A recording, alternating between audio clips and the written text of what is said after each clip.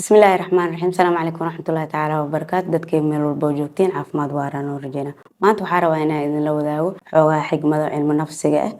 si aad mar kasta u hesho macluumaad ku saabsan cilmi nafsiga uguna xirnaato Dr. Idil Caawil Cilmi, fadlan page-keena follow soo dheh.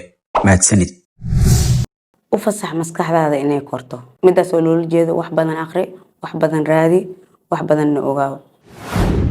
Waxaa isku daydaa intaa yar tahay inaad samaysid ficil aad ka mahadin doontid markaad daa noqotid. Midaas oo macnaheedu ay tahay inta ay yar tahay waxaa isku daydaa inay noloshaada ku jirto ama ficil aad samaysay oo qurxan aakhirana kuu jiro adduunna kuu yaalo oo markaad daa noqotid doo Ilaahay ku gaarsiiyo oo markaas soo xasuusatid aad ku farxi kartid ayaanta waxaas qabanahay aaday u fiicneed.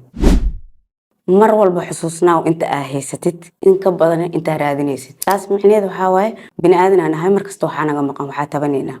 laakiin marka hore mar walba inaad nafsadaada soo xasuusisid wixii aad markaas haysatid in ka badan inaad wax walba la soo kacdid wixii aad raadinaysid adoo ka fikiraysid. maalin walba isku day inaad samaysid laba wax oo adiga faa'iido ku ah laakiin aad jecleen inaad samaysid.